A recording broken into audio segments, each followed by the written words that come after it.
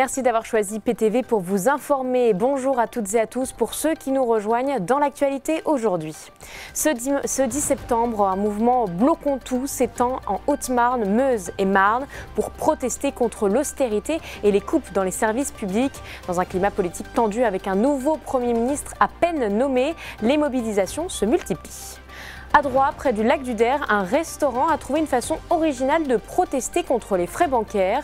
Depuis quelques jours, chaque client qui paye en espèces bénéficie de 10% de réduction sur l'addition. Une opération boycott qui séduit déjà la clientèle. Longtemps oubliée, la fonderie du Val-d'Aune en Haute-Marne renaît peu à peu grâce à la mémoire des anciens, à la réhabilitation du site et aux actions locales. Fermée en 1986, elle reste un symbole fort dont les créations ont marqué le monde entier. Au lac de la Lièze, près de Langres, 140 bouteilles d'alcool ont été immergées pour 1 an par des plongeurs des sapeurs-pompiers. Une opération insolite portée par un ancien policier au profit des orphelins des pompiers. Un coup d'œil sur vos prévisions météo avec une journée plus calme dans nos départements. Après les pluies de la veille, le ciel restera partagé entre passages nuageux et éclaircies. Les températures, vous le voyez, seront fraîches au lever du jour, 9 à 11 degrés et atteindront les 19 à 22 degrés l'après-midi. Après la démission de François Bayrou, Emmanuel Macron a chargé Sébastien Lecornu de former un nouveau gouvernement. L'homme de 39 ans, ancien soutien de François Fillon, macroniste fidèle, était ministre des Armées depuis mai 2022. Avant cela, il avait occupé le ministère des Outre-mer et celui des collectivités territoriales. Il s'agit du 7e Premier ministre depuis 2017. C'est un record. Et c'est dans ce contexte tendu que ce mercredi, une vaste mobilisation baptisée Bloquons tout touche la Haute-Marne, la Meuse et la Marne. À Chaumont, Verdun, Bar-le-Duc ou encore Commercy, les manifestants dénoncent la politique d'austérité du gouvernement. Justement, à Bar-le-Duc, ces manifestants se sont retrouvés dès 10 h sur la place du marché couvert. Léo Martin, tu es à proximité. Comment s'organisent les citoyens présents ? Oui, tout à fait, Clémentine. Je suis sur la place du marché à Bar-le-Duc où une centaine de manifestants se sont rassemblés ce matin. C'est avant tout un rassemblement citoyen. L'idée est d'échanger sur les prochains modes d'action, mais également sur le mécontentement des citoyens présents. Lors d'une prise de parole, il y a un peu plus d'une heure, plusieurs points ont été abordés, notamment la dette de l'État, la nomination trop rapide du nouveau Premier ministre ou encore le pouvoir d'achat. Pour le moment, les suites de la manifestation devraient se dérouler quand même ici le reste de la journée ou potentiellement à la gare. Rien n'a encore été décidé. En tout cas, une chose est sûre, c'est qu'ils vont rejoindre la manifestation intersyndicale le 18 septembre prochain.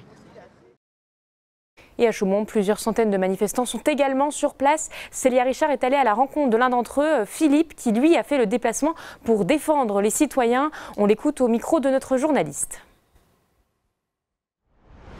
Eh ben, on manifeste toujours pour les mêmes principes républicains, la liberté, l'égalité et la fraternité. Donc la liberté pour le droit de manifester, dire qu'on n'est pas d'accord avec une politique qui est plutôt axée sur les riches. L'égalité, de moins en moins de riches, de moins en moins de pauvres aussi, hein, ça s'appelle la répartition. Et puis la fraternité pour que la classe qui nous dirige en ce moment évite d'opposer les personnes les uns contre les autres. Et c'est ce qui est en train de se passer. En plus, hier, il y a vraiment une provocation en mettant le ministre des Armées, Premier ministre, c'est vraiment une provocation juste avant le 10 septembre. Et on est dans une lutte de classe. Et pour moi, on va vers le fascisme et le capital a besoin du fascisme pour s'en sortir et garder ses prérogatives. Point. Tout simple. Là, à Chaumont, justement, on est en train de se battre pour ces principes. On est en train de faire une petite manifestation pour montrer qu'il y a quand même des personnes qui ne sont pas d'accord au niveau de la Haute-Marne. Alors comme un peu partout en ce moment, on est en train de montrer que des personnes ne sont pas d'accord avec la politique qui est menée en ce moment. C'est tout simple, hein. Et ces rassemblements devraient se poursuivre dans la journée, notamment avec d'autres villes concernées comme Verdun, Langres, Commercy ou encore Châlons-en-Champagne. Vous pouvez suivre l'évolution de la situation en direct sur notre site internet puissancetélévision.fr.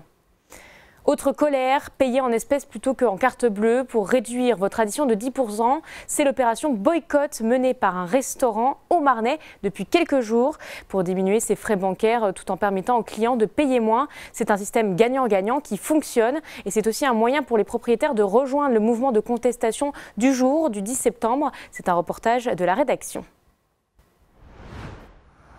Chaque paiement en espèces, ici, c'est 10% en moins sur l'addition. Cette opération étonnante est organisée dans ce restaurant de Troyes, vers le lac du Der. L'objectif, rejoindre à sa manière le mouvement de contestation économique du 10 septembre. Le fait de payer en espèces, nous, ça nous permet de ne pas avoir de frais bancaires, ou beaucoup moins, parce qu'il y a toujours quand même quelques personnes qui payent, voilà, parce que ça se fait de moins en moins rare. Et on a mis quand même 10% sur les de réduction afin que les gens, voilà, pour leur pouvoir d'achat, ils sont contents. En fait, c'est donnant-donnant. Sur chaque transaction par carte, peu importe le montant, Cyprien donne 1% à la banque. À long terme, c'est trop pour sa petite structure. C'est faire passer un message pour dire que on est du côté, voilà, on a beau être des patrons, on est du côté des gens qui sont pas forcément patrons ou des choses comme ça.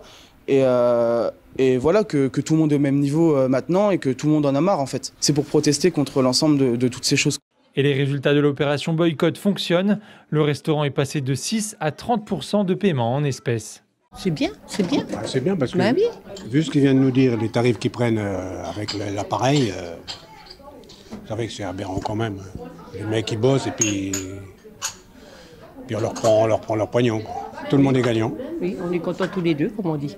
Cet appel au boycott s'est beaucoup développé dans le sud de la France. Petit à petit, plusieurs commerçants locaux s'y mettent. De quoi peut-être relancer la popularité des pièces et billets. C'est une fonderie emblématique de la Haute-Marne, celle du Val-d'Eune, et pourtant elle est presque oubliée. Autrefois, des centaines de personnes y travaillaient et des habitants quelques pas traversaient pour aller dans cette usine. Aujourd'hui, même si la moitié des bâtiments ont été détruits, la mémoire de ce lieu existe encore. Elle a notamment été réhabilitée il y a quelques années. Léo Martin vous propose une visite. C'est une fonderie presque oubliée. Seuls quelques bâtiments sont encore debout. Autrefois, elle était un lieu de travail et de vie. Des centaines d'ouvriers habitaient juste à côté. Un lion imposant à l'entrée, un symbole de réussite. Aujourd'hui, cet endroit est presque vide. Patricia a travaillé ici pendant 10 ans. Elle est née et habite toujours en face de la fonderie. Quand elle revient dans ces lieux, l'émotion et les souvenirs remontent. Le sentiment que ça a fermé trop vite, trop tôt, parce que ça a fait quand même beaucoup de chômage et c'était un site quand même qui était viable et voilà, c'est dommage. Des bonnes rigolades avec les copines quand on travaillait, on ne pensait pas aux heures qu'on passait, on rigolait, voilà, c'était vraiment bien. Qu'on a vécu des bons moments dans cette cité parce que le jour de paye, tout ça, il y avait tous les commerces, c'était vraiment la foire, c'était vraiment quelque chose qu'on ne peut pas s'imaginer maintenant. Les commerçants, ils étaient tous dans la rue, là, à attendre qu'on vienne dépenser notre argent, c'est le cas de le dire. Voilà, c'était vraiment quelque chose de bien. La fonderie a fermé ses portes en 1986. Après des dizaines d'années de pillage et de délabrement, le site a été repris et réhabilité par l'Andra. Aujourd'hui, la ville propriétaire continue de faire vivre ce lieu, notamment avec des bénévoles. D'anciens objets ont été retrouvés comme cette fontaine, cette statue ou encore ces anciennes barrières. On est ici là, à l'heure actuelle. Dans cet autre bâtiment, encore en état, les anciennes pointeuses sont encore présentes.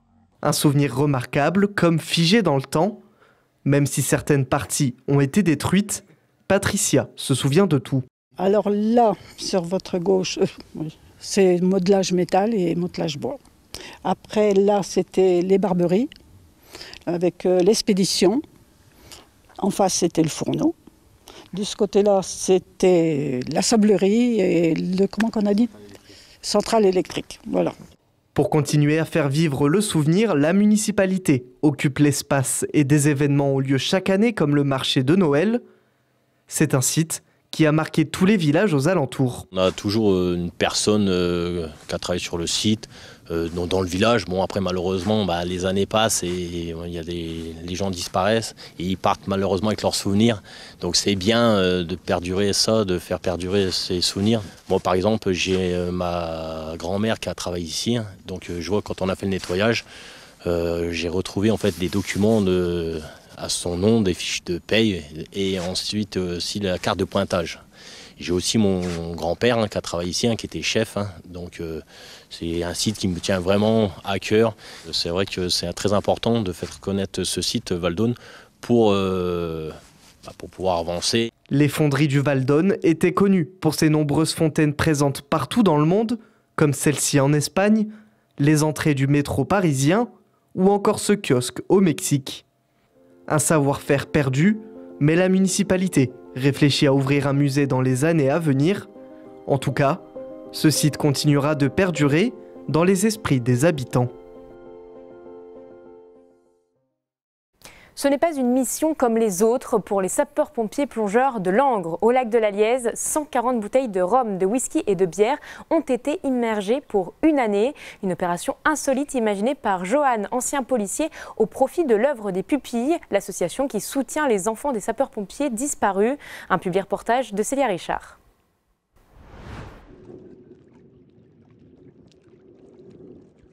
Ce n'est pas une mission ordinaire pour ces sapeurs-pompiers plongeurs. Ce matin, ils immergent 140 bouteilles au fond du lac de la Lièze, près de Langres. Ancien policier, Johan côtoyait lors de ses interventions les pompiers. Alors, avec Robert Christophe, ils ont décidé d'agir pour l'œuvre des Pupilles, une association qui aide les orphelins, enfants de sapeurs-pompiers. Pour nous, c'est toujours très important parce que l'œuvre des Pupilles ne vit que de dons, de mécénat et de legs, aucunement d'argent public. Et donc tous les dons que l'on peut percevoir au profit des orphelins de sapeurs-pompiers sont les bienvenus. Immerger des caisses de rhum, c'est quelque chose qu'on n'avait jamais fait. Alors j'étais un petit peu surpris parce que effectivement, on nous associe un petit peu avec de l'alcool. Les sapeurs-pompiers sont pas tout à fait ne valident pas spécialement ce genre de choses. Mais aujourd'hui, c'est quelque chose de local, c'est quelque chose de moderne. Pendant près de 2h30, les 4 plongeurs se sont appliqués à transporter et descendre les bouteilles.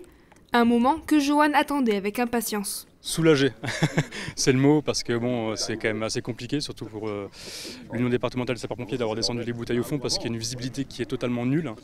Mais il n'y a pas eu de casse, donc maintenant, on va vous donner rendez-vous dans 1 an pour sortir les bouteilles.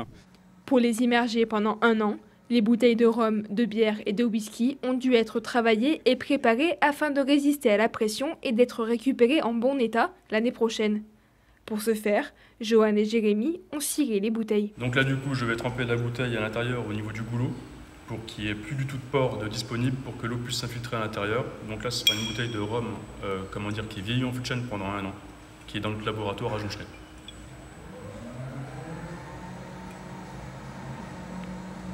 Alors le cirage des bouteilles, c'est tout simplement pour empêcher l'eau de rentrer quand les bouteilles seront au fond du lac. Pour être sûr que ça soit bien hermétique, pour pas qu'il y ait d'infiltration d'eau et que ça noie le produit. Une vente sera organisée directement après la sortie des bouteilles. Pour chaque bouteille vendue, 5 € seront reversés à l'œuvre des Pupilles. Vous pouvez retrouver toutes ces informations et bien d'autres sur notre site internet puissancetelevision.fr et sur notre application mobile. Dans quelques minutes, Gaël sera avec Bruno Soirfec, président du Chaumont Volleyball 52, pour l'interview sportive de la semaine. L'occasion d'échanger sur la préparation de la nouvelle saison du CVB. Tout de suite, vos prévisions météo.